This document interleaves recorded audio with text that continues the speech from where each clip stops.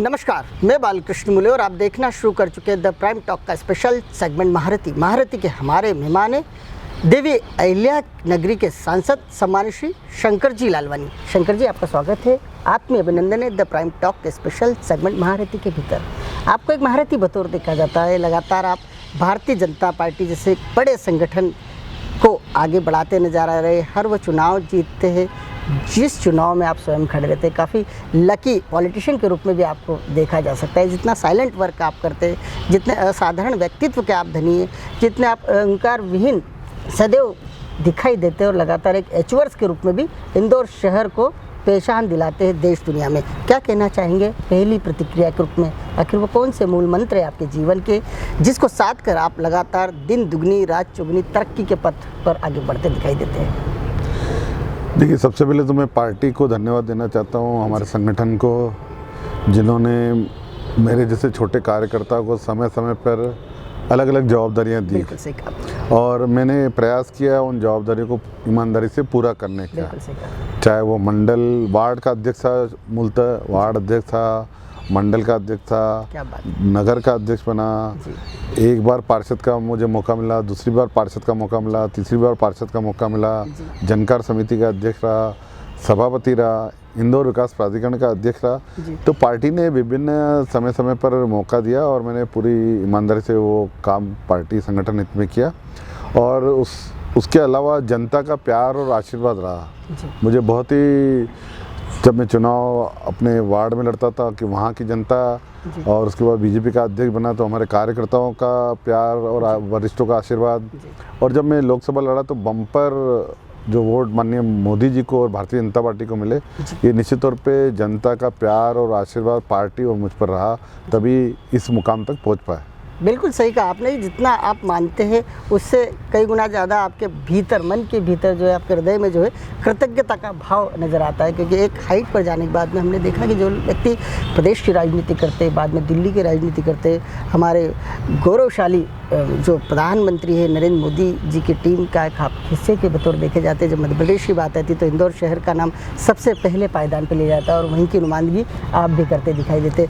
आज अपने जीवन को भारतीय जनता पार्टी जैसे बड़ी पार्टी के कार्यकर्ता के रूप में ज्वाइन करने वाले इतने बड़े शख्सियत के रूप में पहचाना जाना कितना सार्थक मानते हैं आप?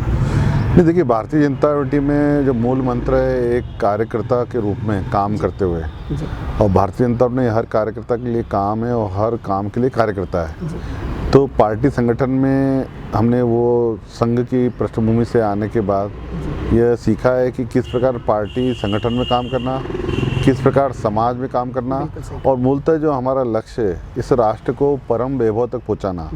और हमारे सभी नेता भी ये कहते हैं, पार्टी भी, संगठन भी ये कहता है, पहले देश फिर पार्टी और अंत में स्वयं। बिल्कुल सही कहा। जबकि दूसरी पार्टी में जिस प्रकार हम देखते हैं पहले स्वयं नेता, फिर पार्टी, फिर देश, तो हमारे यहाँ ऐसा नहीं है। हमारे यहाँ पहले देश है, देश सर्वोपरि है। इस राष्ट्र को परम वैभव तक ले जाने के लिए हम सब लगे हुए हैं और उसी में एक छोटा सा अंग हूँ। बिल्कुल सही कहा। जिस तरह देखा जाता है पिछले एक साल की बात की जाए या 10 महीने की बात की जाए, कोविड-19 की वैश्विक महामारी का दौर चला। इस दौरान आपकी उपस्थिति एक सामान्य कार्यकर्ता सी नजर आई। इंदौर शहर की बात की जाए तो कहीं ना कहीं इस बात की चर्चा भी रही कि जहाँ कॉरपोरेटर नहीं पहुँच पा रहे थे वहाँ कहीं ना कहीं MP जा रहे थे, मतलब शंकर लालवानी जी स्वयं मौजूद रहते थे। और शहर की जनता को जब ज़रूरत थी, शहर के बाशिंदों को आप जैसी बड़ी शख्सियत की ज़रूरत थी, आप हर मुकाम पर मौजूद नजर आए। आखिर इतनी सादगी कहाँ से आती है? वो कौन से मूल मंत्र है आपके? देखिए, मूल मंत्र माननीय प्रधानमंत्री जी ने जो हमें दिया था, मुझे ध्यान है मार्च के माह में हमारा बजट सत्र चल रहा था और उस बजट सत्र में हम बजट की चर्चाओं कर रहे थे। उस बीच में कोविड की दस्तक हुई थी। बिल्कुल सही। फरवरी में हुई थी और मार्च में तेजी से बढ़ने लगा हो गया था 23 मार्च। और उस फरवरी मार्च में माननीय प्रधानमंत्री ने सांसदों की बैठक ली थी और तब उन्होंने एक बात कही थी कि आने वाला समय चुनौतीपूर्ण समय है। बिल्कुल। और इस चुनौती में आपको अवसर भी बहुत मिलेंगे सेवा करने के। बिल्कुल सही कहा। चूँकि मैं नया सांसद था, मैं उस समय ये सोच रहा था कौन सी चुनौतियाँ आने वाली हैं, कौन से अवसर आने वाले हैं। और पर जैसे ही लॉकडाउन लगा, पहला लॉकडाउन पहले दिन लगा, उसी समय हम शहर की जनता के बीच में गए। और मुझे ध्यान है पहले लॉकडाउन में मैंने अपने सोशल मीडिया पे अपना नंबर, अपने सहयोगियों का नंबर सोशल मीडिया पे डाला जी। और ये कहा था कि अगर किसी को किसी प्रकार की कोई समस्या है या आवश्यकता है तो तुरंत हमें बताएं, हम मदद करने का प्रयास करेंगे। जी। और मुझे इस बात की खुशी है कि पहले ही दिन हमने जब नंबर दिए सोशल मीडिया पे और उस समय लोगों के कॉल आने लग गए और हम प्रयास कर रहे थे उनकी समस्याएं दूर करना। बिल्कुल। और शुरुआती दौर तो बहुत ही विषम दौर था बिल्कुल सही कहा। और होप बहुत ही वाला दौर स्थितियां खराब थी। जी। देश में हम संभवतः तीसरे नंबर पे थे, सबसे ज़्यादा पेशेंट तेज़ी से बढ़ रहे थे, तो हमारे सामने चुनौतियां बहुत थी। बिल्कुल सही। और इस आपदा से लड़ने का अनुभव सामान्य तौर पे ये ऐसी आपदा थी जो कभी आई नहीं थी। बिल्कुल सही कहा। तो एक नया अनुभव था, पर हम कोशिश कर रहे थे कि किस प्रकार से हम इस आपदा को लड़ें। और मुझे इस बात की खुशी है कि हमने सब ने मिलकर, प्रशासन स्तर पर, सरकार के स्तर पर और जनता ने, सब ने मिलके इस लड़ाई को लड़ा और इस आपदा में आगे बढ़े। लेकिन उसके अनुभव भी हैं। जी। शुरुआती दौर में हम जब लॉकडाउन किया तो खास करके गरीब और मध्यम वर्गियों को राशन की समस्या थी। जी। तो हमने सामाजिक संगठनों को बोला कि आप राशन अनाज दीजिए, हम बांटेंगे। राशन बटा, राशन के बाद कभी कभी ये भी जिक्र आ रहा था कि भोजन जो है, कहीं कहीं गैस की समस्या थी या चूल्हे की, तो हमने फिर बना हुआ भोजन एक जगह शुरू करा, 2 जगह शुरू करा। मुझे ध्यान है हमने 12 स्थानों पर भोजनशाला बनाई थी जहाँ पैकेट हमको आता था और हमने अलग अलग क्षेत्रों के लिए अलग अलग टीम बनाई थी। जैसे ही मैसेज आता था, मेरा जो खुद का नंबर था वो कॉल सेंटर पे डाइवर्ट था।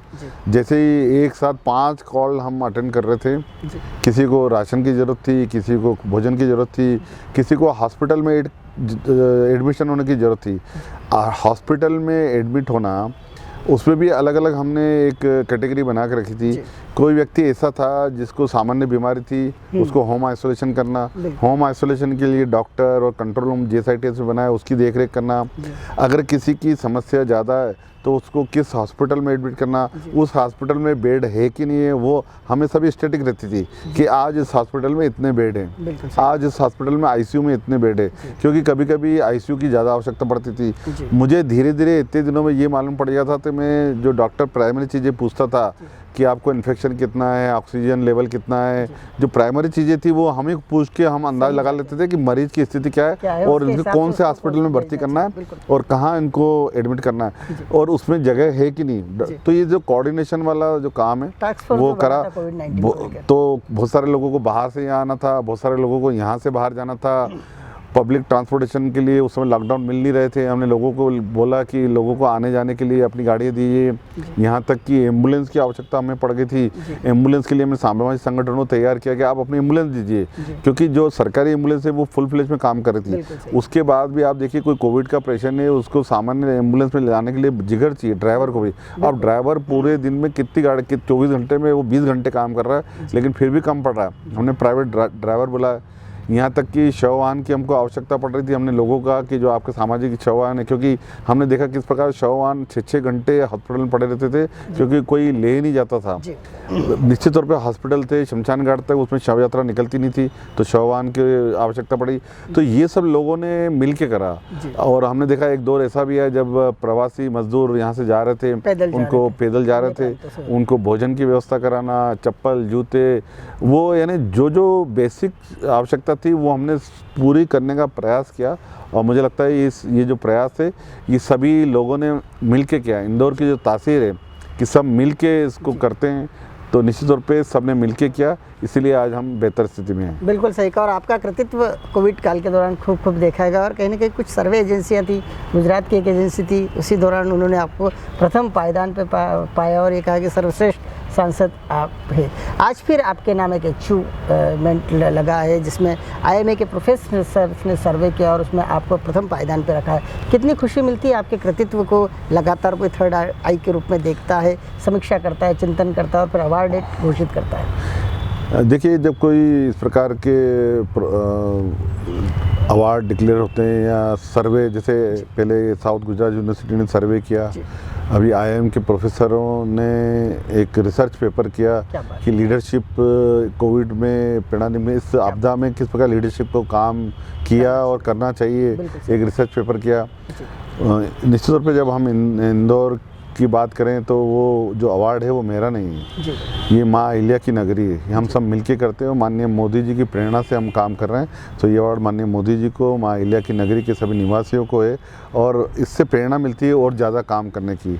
और अंतोगत्वा हमको सेवा का काम करना है। और इस आपदा के समय में हमारे पूरी टीम को बोलता रहता था कि हमको बहुत सारे अवसर आएंगे, लेकिन जो ये अवसर आए जीवन में कभी नहीं आएगा, और इस अवसर पर अगर आपने सेवा नहीं की तो आप जीवन भर पछताएंगे। तो इसलिए उनको मोटिवेट करते थे कि सब हम मिल के काम करें, और निश्चित तौर पर पूरी टीम ने काम किया और तभी सबने मिलकर आज इस मुकाम तक शहर को पहुंचाया। बिल्कुल सही कहा आपने कि एक सही अवसर था, जिस तरह से प्राइम मिनिस्टर मोदी जी ने कहा था कि एक ऐसा अवसर आएगा जिसको अच्छे से कहीं ना कहीं सत्कर्म करके अपने जीवन को सार्थक किया जा सकता है, और ये अवसर जनप्रतिनिधियों के जीवन में आया था। और आप जैसे लोगों ने उस 2 शब्द को भाप कर उसकी समीक्षा कर अपने आप को उस कार्य में झोंक दिया, जिसे माधव सेवा ही मानव सेवा कहा जाता है। ये मानव सेवा ही माधव सेवा के मूल मंत्र के रूप में कहा जा सकता है, और वो आपने कर दिखाया।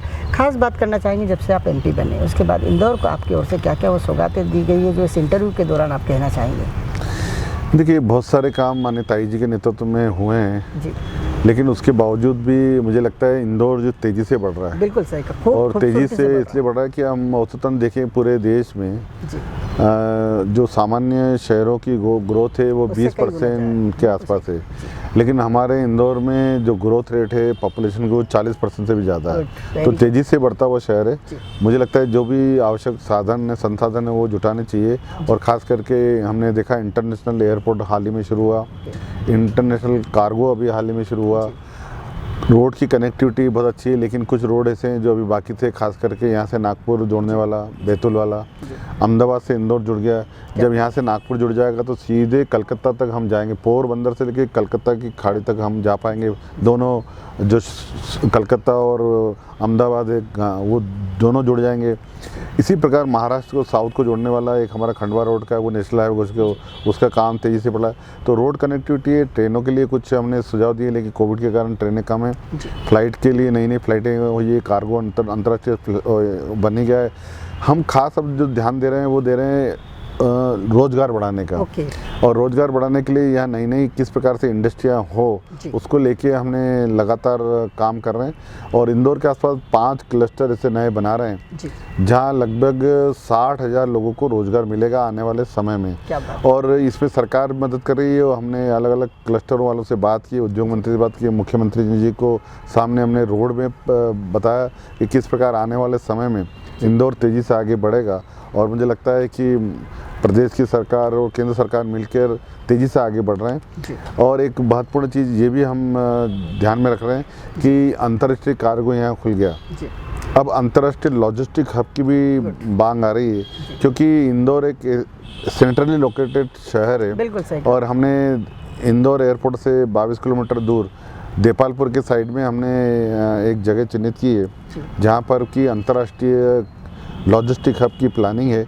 वो लॉजिस्टिक हब जब मिल जाएगा तो मुझे लगता है कि अंतर्राष्ट्रीय स्तर पर गुड्स जो कि इंटरनेशनल फ्लाइट शुरू हो गई, कार्गो शुरू हो गया, तो अब ये सेंटर में होने का यहाँ से पूरे देश में वो अपनी कनेक्टिविटी के माध्यम से सप्लाई कर सकते हैं।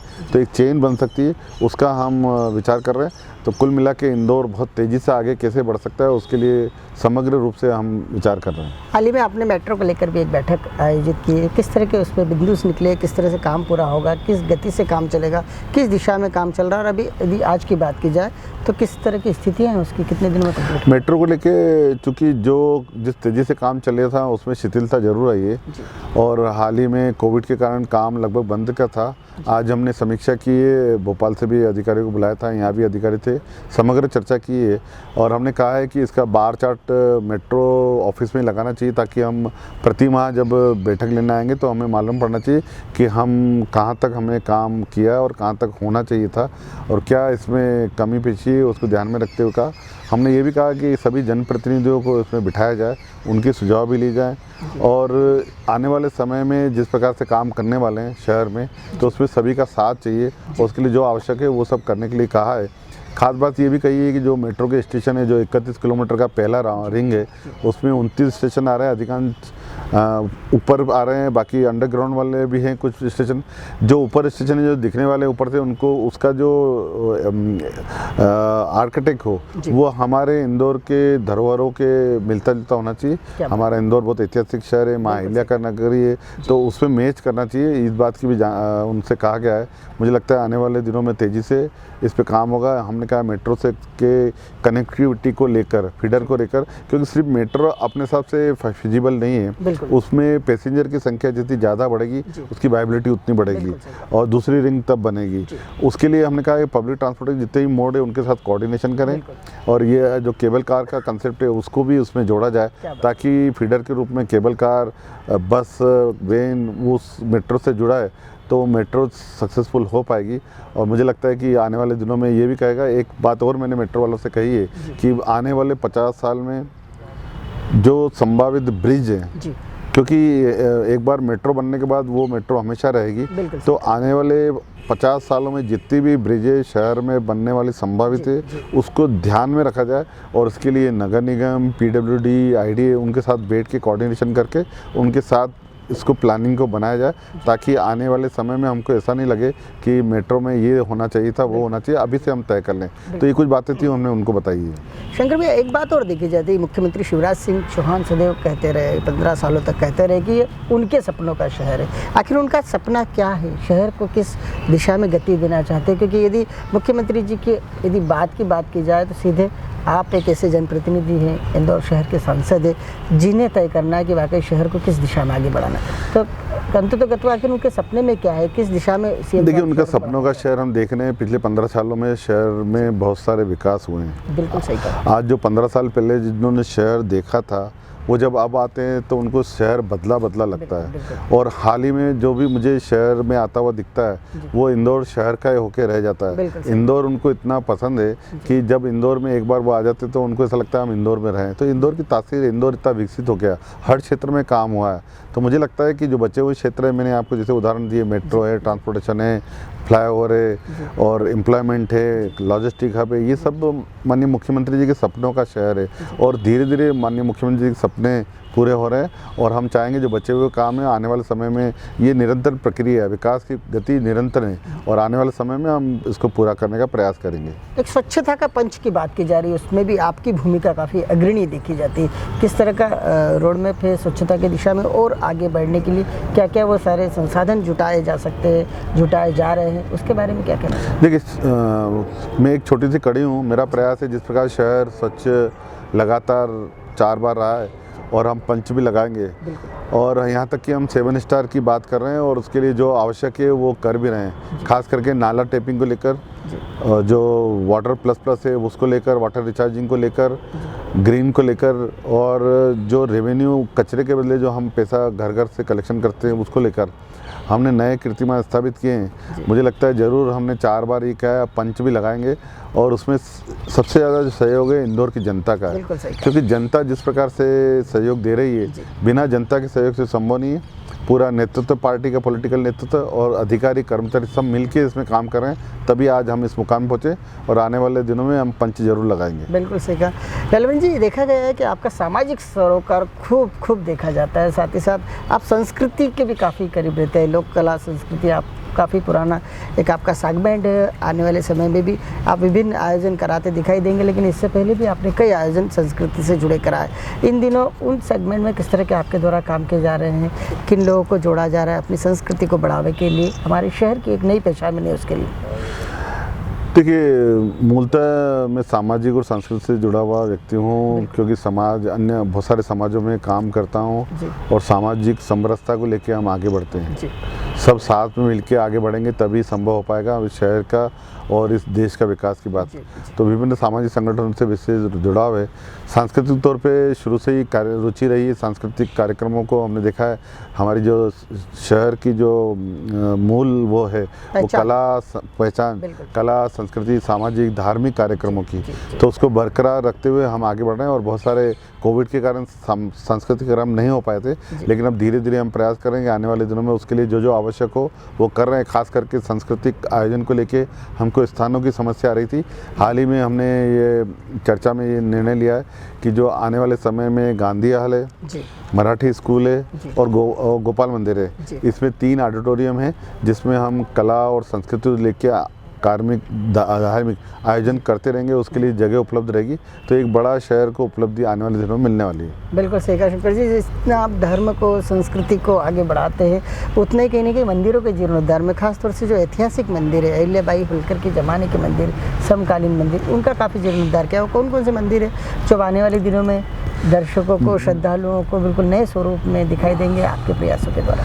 देखिए, मैं शहर की जनता को ये बताना चाहूँगा कि ये मेरा सौभाग्य है कि कुछ मंदिर करने का काम मुझे भी मिला इंदौर विकास प्राधिकरण में, और वो देखना भी चाहिए। बिल्कुल सही कहा। आप अगर सुभाष चौक पार्किंग के पास में जाएंगे, पानी की टंकी के वहाँ, तो वहाँ पर आपको माता का मंदिर दिखेगा, दुर्गा माता का मंदिर, और उसको हमने पुराने ऐतिहासिक स्वरूप में लाने का प्रयास किया है। इसके साथ साथ हमने बांके बिहारी मंदिर जो राजवाड़े के पास में, उसको भी अपने पुराने स्वरूप में, वो पूरा जीर्ण शीर्ण हो गया था, नगर निगम ने उसको खतरनाक घोषित किया था, हमने उसको पुराने स्वरूप में ला के दिया।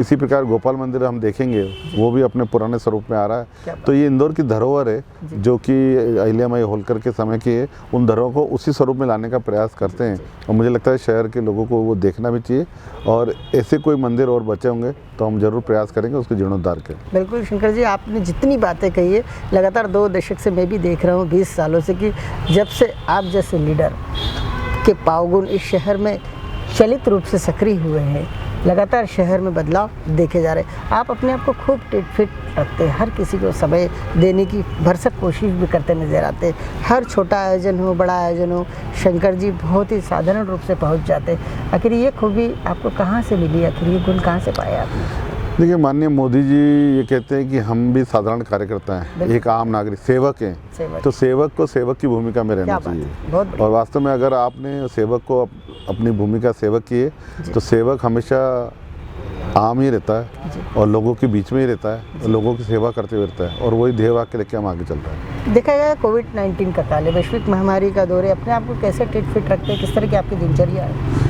देखिए, दिनचर्या तो ये है कि सवेरे से शाम तक जनता के बीच में रहना, क्योंकि जनता ने इतना अपार प्यार और आशीर्वाद दिया है, तो ये अब हमारी जवाबदारी है कि हम उनके बीच में रह के उनकी समस्या सुने और समाधान करने का प्रयास करें। तो ये लोगों का प्यार और आशीर्वाद है जो हमको फिट रखता है। बिल्कुल सही कहा। आप है शंकर लालवानी जी, इंदौर शहर के MP है, सांसद है, और कहीं ना कहीं लोग इनसे दिल से जुड़े हुए हैं, और लगातार ये जब भी बात करते हैं दिमाग से कम दिल से जाया करते हैं। शंकर जी, आप एक महारथी बतौर इंदौर शहर में पहचाने जाते हैं, लेकिन जिस तरह से आपके नाम अचीवमेंट लिखे जा रहे हैं, आपको अवार्ड पे अवार्ड मिलते जा रहे हैं, मुझे लगता है इंदौर शहर का नाम देश दुनिया में इसी तरह आपकी अगुवाई में रोशन होता रहेगा। आपने महारथी बतौर हमसे चर्चा की, इसके लिए आपका हृदय से बहुत बहुत धन्यवाद। नमस्कार। नमस्कार।